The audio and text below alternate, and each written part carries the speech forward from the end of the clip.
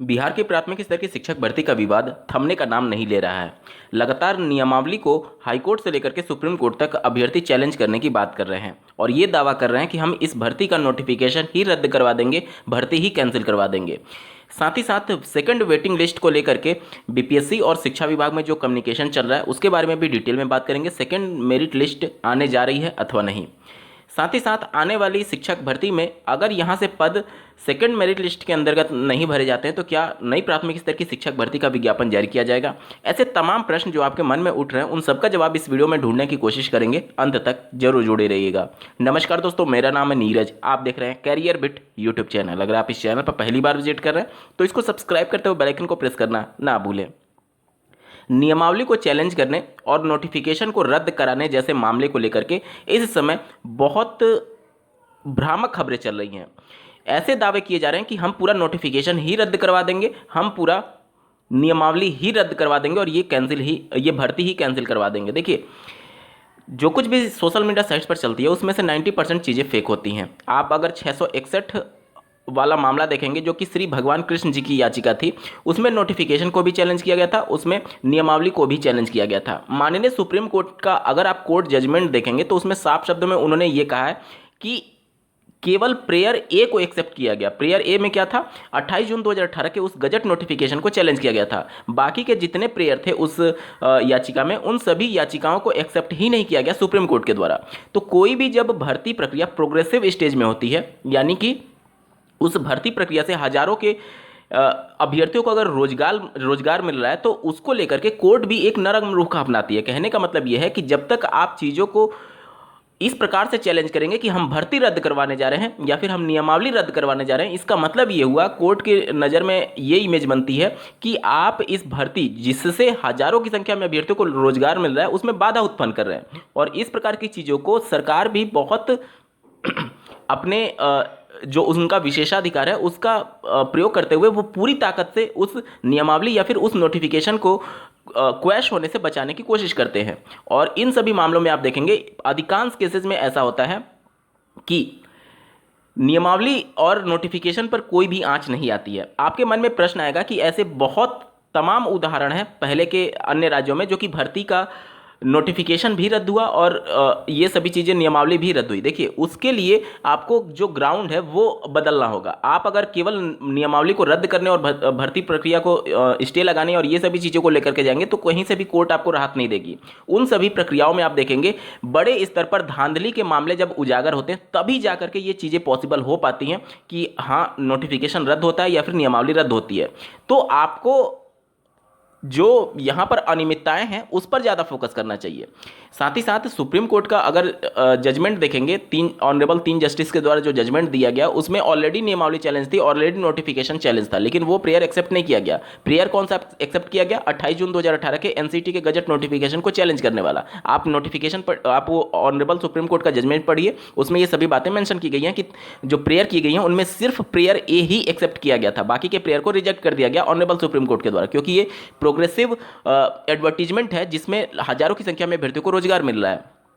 अब आते हैं कि सेकंड मेरिट लिस्ट या फिर सेकंड वेटिंग लिस्ट में क्या होगा। देखिए, ध्यान से समझिएगा, जो समस्या आज के डेट में है कि नियोजित शिक्षक का उनके ही पद पर चयन होना चाहिए, नॉर्मलाइजेशन नहीं हुआ जिसकी वजह से महिलाओं को बहुत ज़्यादा लाभ मिला है और पुरुषों को डायरेक्ट इसका हानि हुआ है, ये समस्या तभी रहेगी अगर सेकंड मेरिट लिस्ट निकाली जाती है।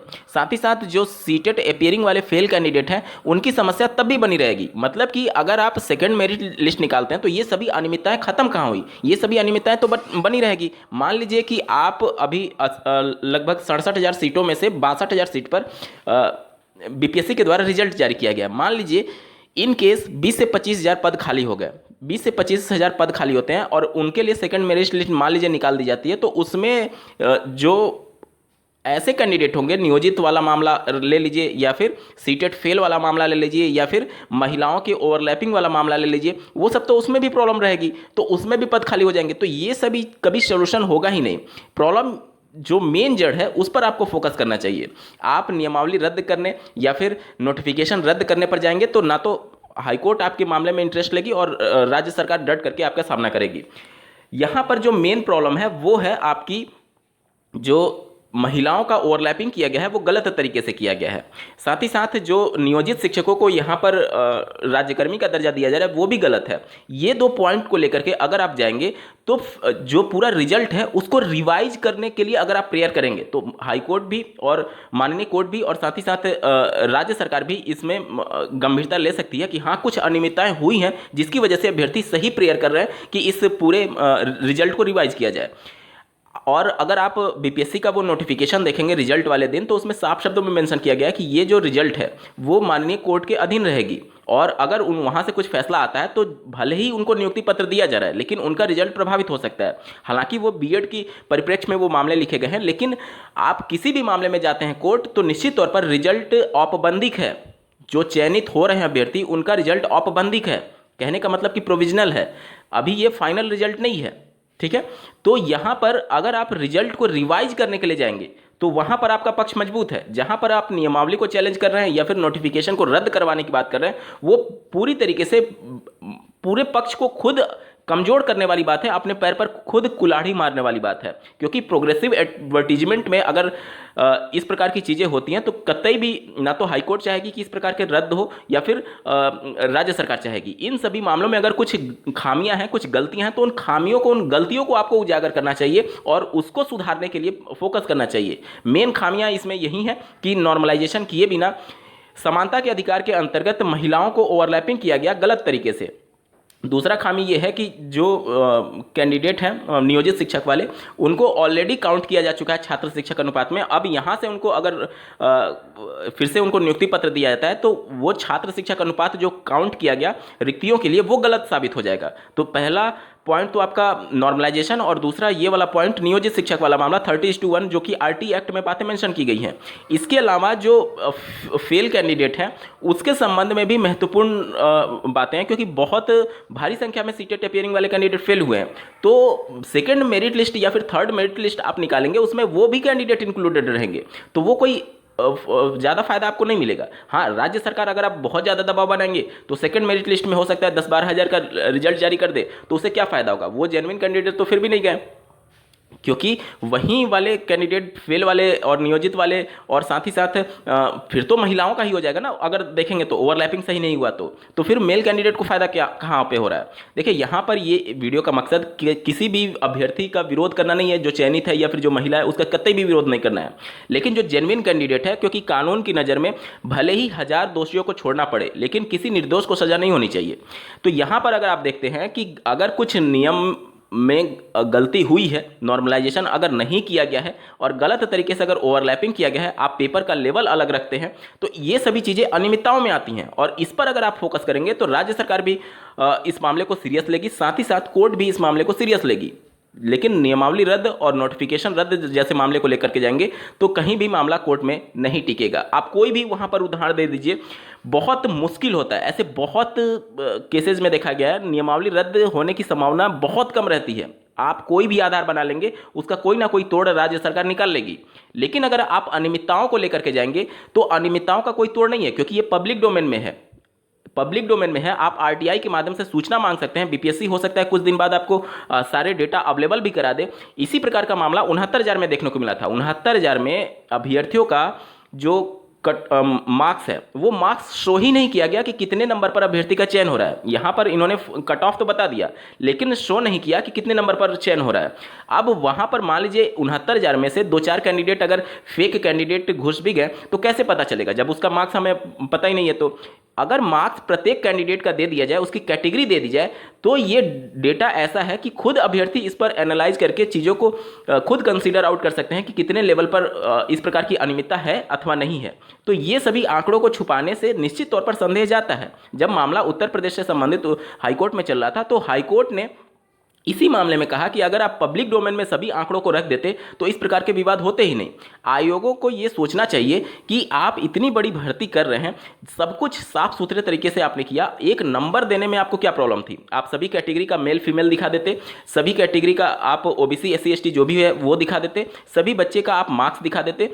इससे क्या होगा कि सब कुछ साफ सुथरे तरीके से जो अब तक हो रही थी इस पर कोई संदेह करता ही नहीं। अगर इस प्रकार की चीज़ें छुपाई जा रही हैं तो निश्चित तौर पर ये संदेह के घेरे में है। आपने जैसे माध्यमिक और उच्च माध्यमिक में आंकड़ा दिया, उसी प्रकार से आप आंकड़ा प्राइमरी में भी दे सकते थे। माध्यमिक उच्च माध्यमिक में एटलीस्ट बच्चों को पता तो था कि कितने मेल हैं कितने फीमेल हैं। यहाँ पर आपने मेल फीमेल का आंकड़ा ही नहीं दिया, क्योंकि वहाँ पर विवाद इसलिए नहीं था माध्यमिक और उच्च माध्यमिक में कि जो अभ्यर्थी क्वालिफाइंग मार्क पर क्वालिफाई कर रहे थे, क्योंकि वहाँ पर कैंडिडेट की संख्या कम थी तो सभी अभ्यर्थियों का चयन हो गया, तो वहाँ पर कोई विरोध करने वाला तो है नहीं, क्योंकि वहाँ पर कैंडिडेट ही अवेलेबल नहीं है। लेकिन प्राइमरी में तो लाखों की संख्या में कैंडिडेट अवेलेबल है, तो यहाँ पर तो विरोध जाहिर सी बात है आयोग का भी अभ्यर्थी कर रहे हैं और राज्य सरकार का भी विरोध कर रहे हैं कि गलत नीतियों के अंतर्गत ये पूरी भर्ती प्रक्रिया हुई है। तो उन सभी को लेते हुए निश्चित तौर पर आयोग को अपनी जिम्मेदारी समझते हुए और शिक्षा विभाग से कम्युनिकेशन करते हुए जो भी आंकड़े हैं, जो चयनित अभ्यर्थी आंकड़े हैं, मेल है, फीमेल है, ओबीसी है, एससी एसटी किस कैटेगरी से है, उसका मार्क्स कितना है, सब कुछ शो कर देना चाहिए। सब कुछ शो कर देना चाहिए ताकि जो भी अभ्यर्थियों के मन में कन्फ्यूजन है, जो थोड़ा बहुत कुछ विवाद भी है, हो सकता है वो केवल आंकड़े जारी करने से सही सब कुछ निपट जाए। तो निश्चित तौर पर आयोग को इस पर कार्रवाई करनी चाहिए। और जहाँ तक सेकेंड मेरिट लिस्ट की बात है, उससे बहुत ज़्यादा अभ्यर्थियों को लाभ नहीं मिलने वाला है, बहुत ज़्यादा लाभ नहीं मिलेगा। ज़्यादा लाभ मिलेगा तो महिलाओं को ही मिलेगा। इसका एक ही सलूशन है कि अनियमितताओं को उजागर किया जाए। अगर कोर्ट में चैलेंज करते भी हैं तो अनियमितताओं को लेकर के चैलेंज करिए। नियोजित शिक्षकों को 2 बार एक ही भर्ती में 2 बार काउंट किया जा रहा है। एक तो उनको ऑलरेडी काउंट किया जा चुका है छात्र शिक्षक अनुपात में, और दूसरी बार जब उनको नियुक्ति पत्र दिया जाएगा तो उसी अभ्यर्थियों को, मतलब जो ऑलरेडी टीचर है उसी को आप टीचर बना रहे हैं, जबकि ये फ्रेश रिक्रूटमेंट है। 80,000 पद सिस्टम में दिखने चाहिए कि हाँ 80,000 चयनित होकर के सिस्टम में गए, लेकिन नियोजित शिक्षक तो ऑलरेडी टीचर है, तो वो कहाँ नया टीचर बना, वो 80,000 में कहाँ शामिल हुआ, वो तो ऑलरेडी टीचर था। और जब आपने उनके लिए अलग नियमावली बना दी है तो इसके थ्रू जाने का कोई मतलब ही नहीं बनता है। तो ये सभी अनियमितताएं हैं जो नॉर्मलाइजेशन किए बिना अगर महिलाओं को पुरुषों के सीट पर ले जा रहे हैं, ये अनियमितता है। देखिए, महिलाओं को पुरुषों के सीट पर ले जाने से कोई रोक ही नहीं सकता। सुप्रीम कोर्ट का इसके संबंध में जजमेंट है, लेकिन उसके लिए लीगल प्रोसीजर होता है कि अगर आप अलग अलग शिफ्ट में पेपर, या तो आप एक शिफ्ट में पेपर लेते हैं, एक शिफ्ट में पेपर लेते हैं तो डिफिकल्टी लेवल समान होता है। चूंकि आपने अलग अलग शिफ्ट में पेपर लिया है तो दोनों को अगर आप एक ही पैरामीटर में नाप रहे हैं तो जरूरी यह है कि दोनों का लेवल पहले बराबर किया जाए, और लेवल केवल नॉर्मलाइजेशन के माध्यम से हो सकता है।